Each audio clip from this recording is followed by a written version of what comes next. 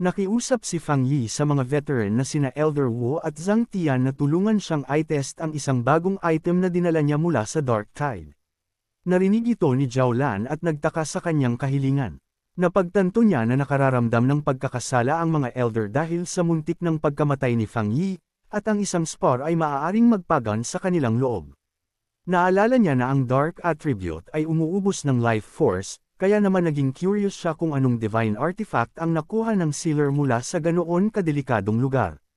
Pinagnilayan niya ang mga nakapangangilabot na tsismis tungkol sa mga misteryosong domain, dahil alam niyang ang mga artifact mula roon ay nagmula pa sa labas ng kanilang universo at nagtataglay ng hindi mailarawang kapangyarihan. Malugod na tinanggap ni Elder Wu ang hamon, habang tumatawa at sinasabing matagal na niyang gustong magkaroon ng maayos na spar kay Fang Yi at pinasalamatan siya sa pagkakataong ito.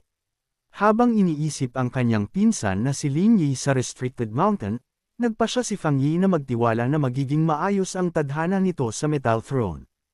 Kampante sa tagumpay nito, sinabi niya sa grupo na oras na para umalis.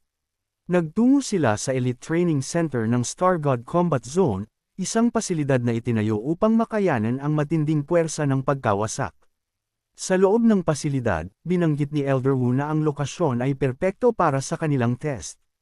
Nagtanong si Fang Yi kung sapat ba ang tibay ng silid upang pigilan ang isang dambuhalang pagsabog. Sa loob ng training room, tiniyak ni Elder Wu kay Fang Yi na ligtas ang pasilidad at sinabihan siyang huwag magpigil. Nang magtanong si Elder Wu kung paano magsisimula, ibinigay ni Fang Yi ang panuntunan. Mananatili siyang nakatayo habang inaatake siya ng mga Elder. Isang dark energy ang sumabog sa paligid ni Fang Yi habang hinahamon niya ang mga veteran na atakihin siya ng sabay-sabay gamit ang kanilang buong lakas. Nagulat sa tindi ng pressure ng sinaunang kapangyarihan ni Fang Yi, kinakabahang nagtanong si Zhang Tian kung gumagamit ba ito ng isang defensive artifact. Isang veteran naman ang nagpuri sa katapangan ni Fang Yi habang tinitipon ang sarili nitong enerhiya. Nagpahayag na hindi sila magpipigil, lumundag ang mga Elder patungo kay Fang Yi, na pinagsama ang kanilang mga kapangyarihan sa isang mapaminsalang energy beam. Nanatiling hindi gumagalaw si Fang Yi habang isang dark energy shield ang sumulpot sa kanyang paligid at ang pinagsamang atake ng mga Elder ay humampas dito. Ang banggaan ay lumikha ng isang dambuhalang shockwave na nagpatalsak sa mga umatake, ngunit ang anino ni Fang Yi ay nanatiling hindi natitinag sa loob ng usok. Nang hamupa ang alikabok, nabunyag si Fang Yi na suot ang nakatatakot na Ancient God Demon Armor, naganap na tahimik.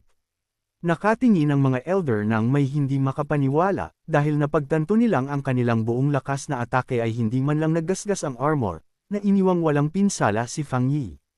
Inamin ng isang kinakabahang Elder Wu na kung si Fang Yi ay isang kaaway, mas nakatatakot pa siya kaysa sa anumang sakuna o Beast King na hinarap nila kailanman. Binanggit ni Fang Yi na masyadong mahina ang kanilang atake at parang wala lang ito.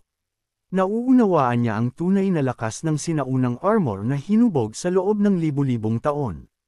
Sinisipsip nito ang spiritual at demonic energies, kaya immune ito sa mga dark attribute at ginagamit pa ang mga ito upang lalong lumakas.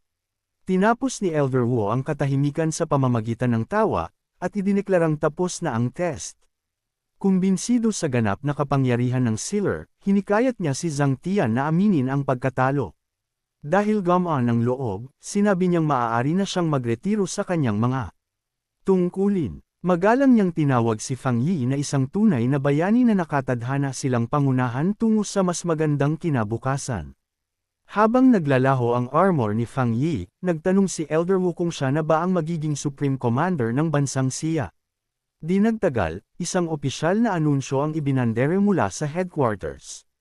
Ang sealer na ngayon ang Supreme Commander ng Xia Nation Combat Zone. Ipinagdiwang nina Elder Wu at Zhang Tian ang nagkakaisang desisyon. Bilang nangungunang mandirigma ng bansa, mayroon na ngayong ganap na awtoridad si Fang Yi sa lahat ng sandatahang lakas. Ang balita ay ikinagulat ng lahat, ang kanyang ex-girlfriend na si Chu Qingli ay hindi makapaniwala sa kanyang tagumpay. Ang iba namang nakakakilala sa kanya ay nasabik. Nagdiwang ang kanyang mga kaibigan, at napangiti si Major Han Li, habang inaalala na tinawag nila noon ang tyrant na ito na kanilang bagong leader. Natigilan ang kaibigan ni Lin Yi nang malaman na ang maalamat na sealer ay pinsan pala nito. Nang masayang ibinalita ni Wang Liang kay Ji Ruoyan ang tungkol dito, galit na nagutos ang huli ng dagdag na training sa halip na magdiwang. Umiyak si Zhang Liu sa tuwa, at ipinagmalaking ang kanyang guro ang pinakamagaling sa lahat. Nagdiwang sina Gu Yuro at Captain Chen Ruo, kampante na ang Sealer ay patuloy na gagawa ng mga himala.